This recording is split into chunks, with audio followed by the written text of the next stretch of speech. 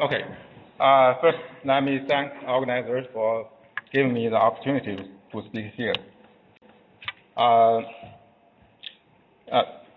talk is about the following 6 ARPES proposals.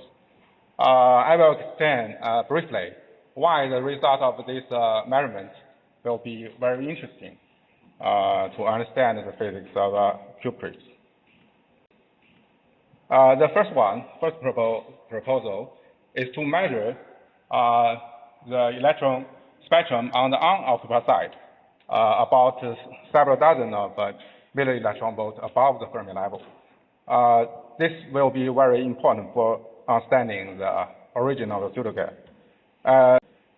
The motivation is this well-known work, BISCO 2201. And in this measurement, the author found evidence for how the Fermi arc emerged from a full Fermi surface. In this paper, the author claims that the spectrum signature seems to indicate that some kind of a particle channel ordering is playing an important role in the origin of the pseudogas. However, there are also clear signature against this particle channel scenario. For example, first, above the T star, before the emergence of the Fermi arc, the experiment found that the Fermi level crossing point is actually temperature independent. This indicates that the Fermi arc emerged suddenly below T star.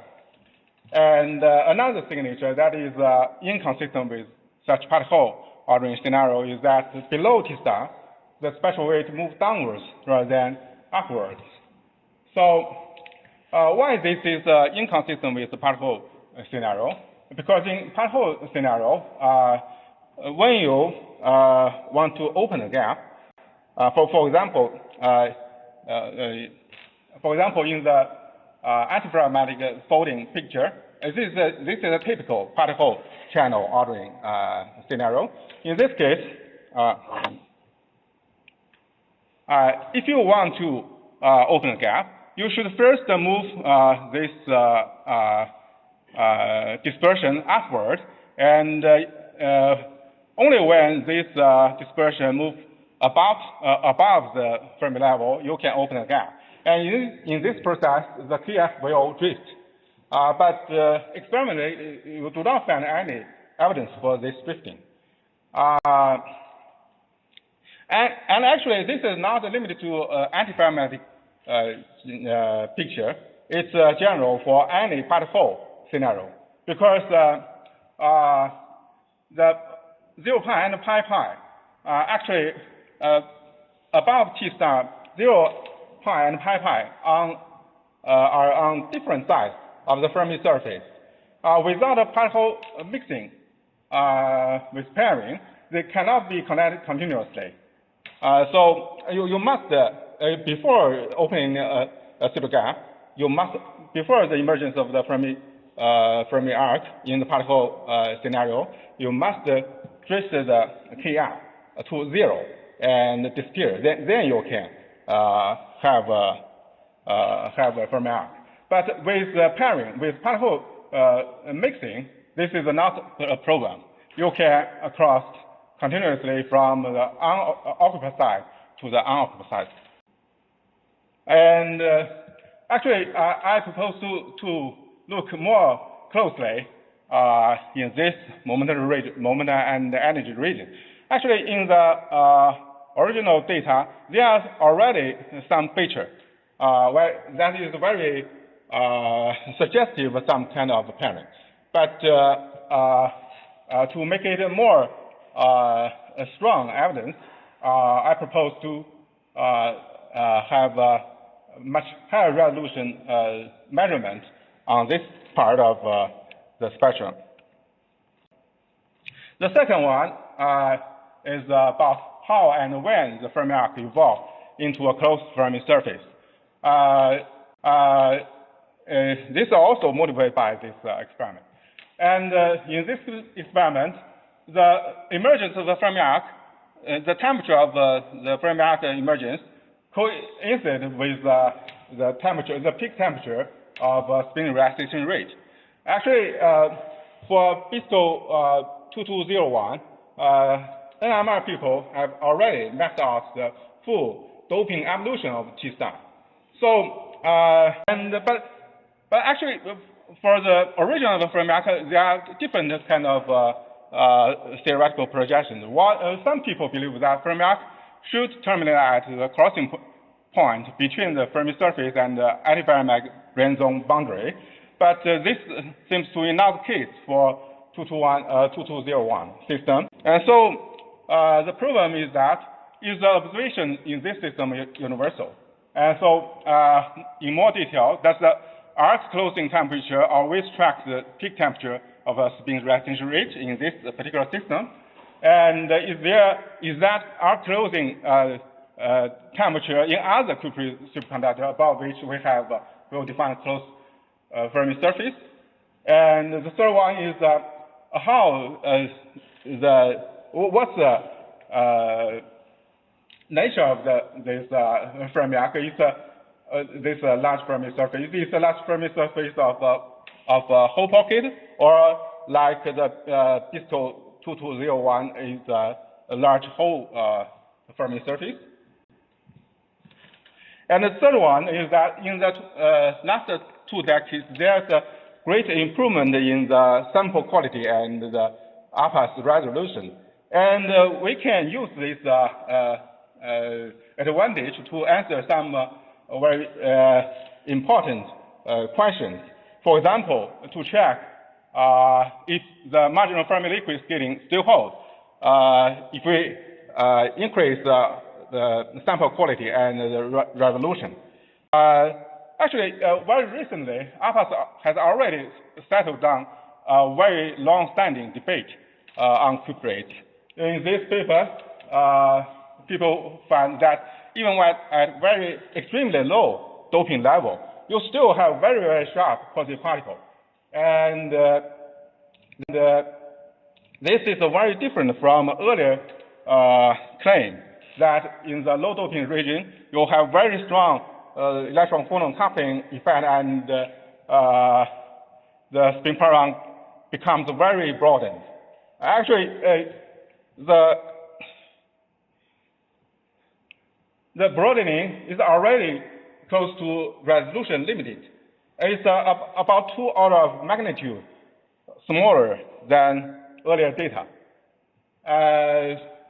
So this is because the sample quality, because they use multi-layer system, and in the inner sheet, the impurity effect is very small. And also because they use laser ARPES, the resolution is very good. So with this improvement, for example, we can check if the marginal Fermi liquid scaling claimed 20 years ago still hold. In this environment, they claim that the imaginary part of the supply energy seems to follow the marginal Fermi liquid phenomenology. However, over the 20 years, there is a great improvement in the resolution. For example, in this case, the nodal quasi-particle, the delta K, decreased by 5 times. So it's important to check with such a higher resolution, is such the marginal Fermi liquid scaling still holds. And also, recently, people find that close to the pseudo-gap endpoint, there are very clear quantum critical signature. So if you want to find some such kind of critical scaling, it seems that to better to check if such scaling is better defined around the pseudo-gap endpoint. And in this case, you can also study how the marginal Fermi liquid scaling breaks down out of the critical fund. And also, earlier studies suggest that to interpret the transport relaxation rate with the quasi-particle relaxation rate. At an early time, this seems to be consistent with each other. However, over time, the quasi-particle relaxation rate becomes smaller and smaller with the increase of resolution. However, the transport relaxation time is not so time dependent. So a better measurement on the quasi-particle rate and compared to the transport data will give very important information on the relation between the transport relaxation rate and the single particle relaxation rate. This is quite important to understand the transport property of the cuprates. And the fourth proposal is to look more closely on the antinodal dispersion. In the superkinetic state, this antinodal dispersion is exceptionally flat. Yeah, actually, one of the most unusual facts about the cuprates is that both the superkinetic pairing and the coherent quasi-particle emerge from incoherent normal state background. This is early data, about 20 years ago. In the superkinetic state, there's the emergence of a sharp quasi-particle peak. And what is the last notice is that this quasi-particle peak has a very weird dispersion. It's very, very flat. And not only very flat, it's also very weakly temperature dependent. And this is the more recent data. You can see that this is a very strange dispersion. And this is in BISCO 2212, and this is in BISCO 2201. In this case, you have a shoulder, not a peak, but this shoulder also shows extremely flat dispersion.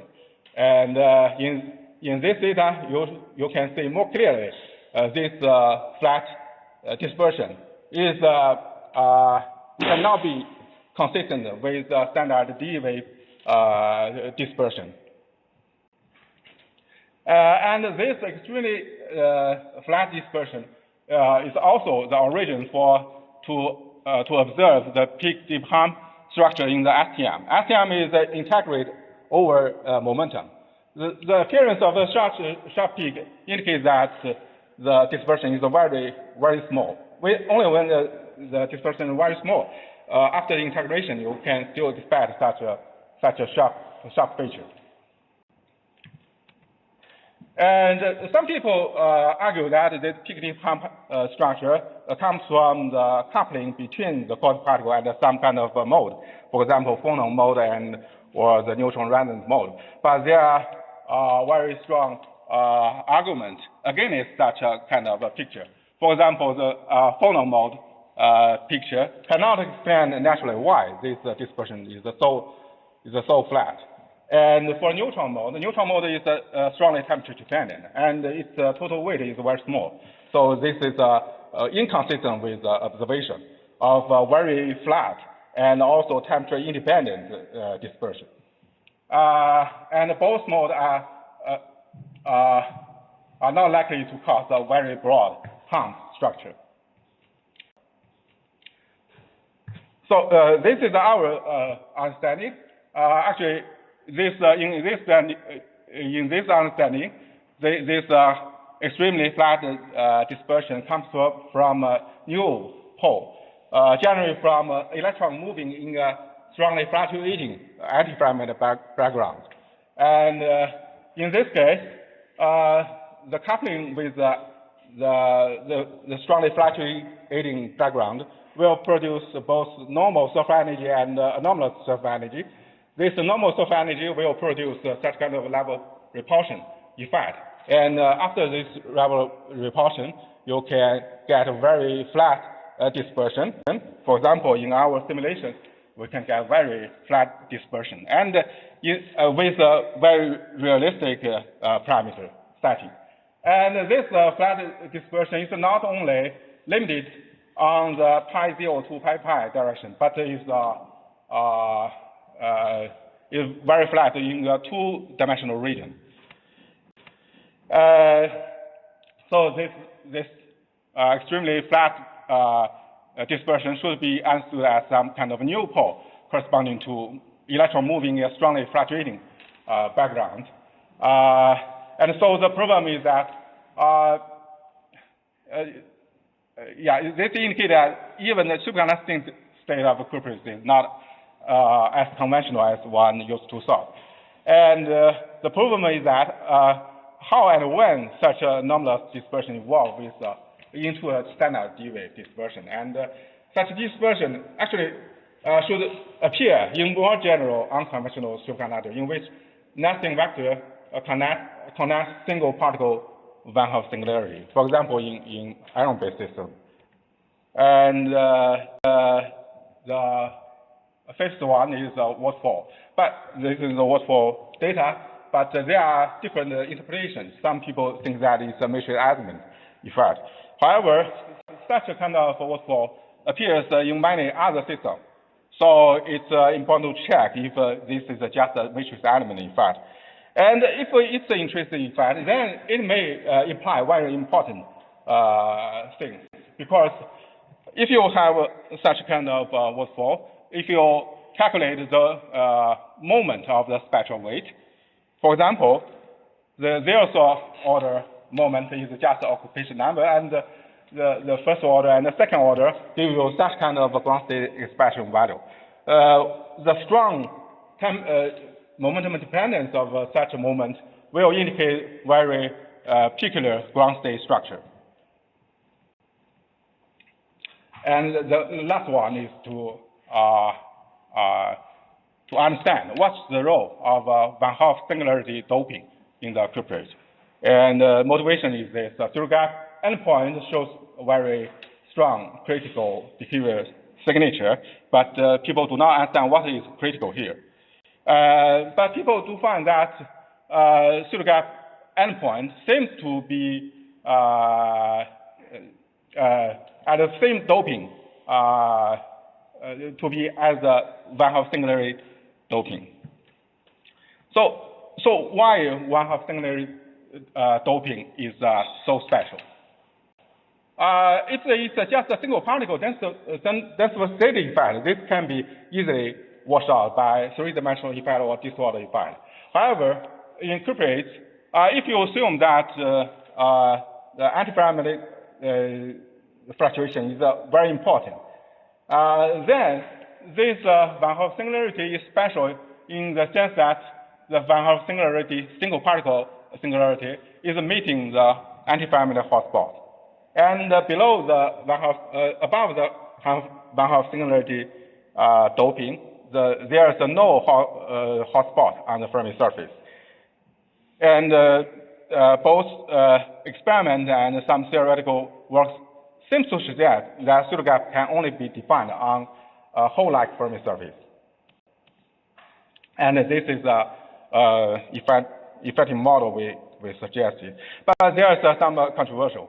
Experimentally, for example, BISCO 2212, the Raman data seems to be consistent with the picture. In this case, the pseudo gap ends here, and earlier ARPES data seems also indicate that here is the Van Hoff singularity doping. But more recent data seems to show that the most significant spectral change happens at somehow lower doping, not the 22% doping here.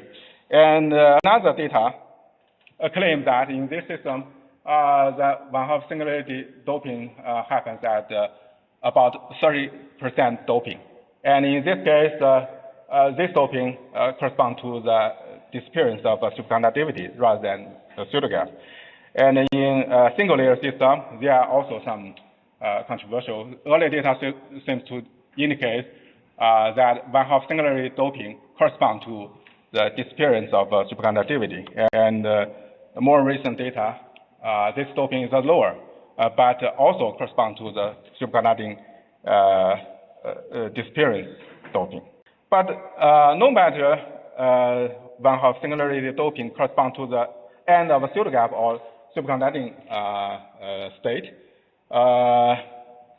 they both suggest importance of antiferrometric fluctuation, because in this picture, the Van Hoff singularity doping is special in the sense that it's not only a single particle singularity point, but also plays an important role in the effect of anti-Feynman scattering of a quasi-particle.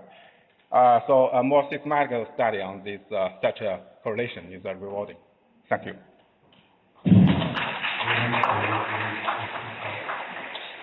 Maybe one question.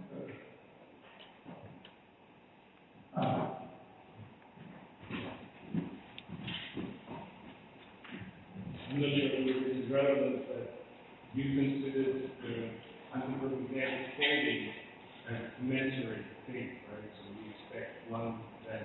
We want to consider the two related to the gap by slightly incommensurate folding. Yeah. And the pictures we get in scenario analysis, it's really looking like the picture of the Kubrick. And I only look for them exactly. Yeah. Actually, so in Kubrick, incommensurate fluctuation is observed in many Kubrick systems. And here I only suggest a qualitative picture. So in the analysis of a particular Kubrick system, you should take into consideration of incommensurability. Yeah. Okay, thank you. So that's the end of the Okay, thank you.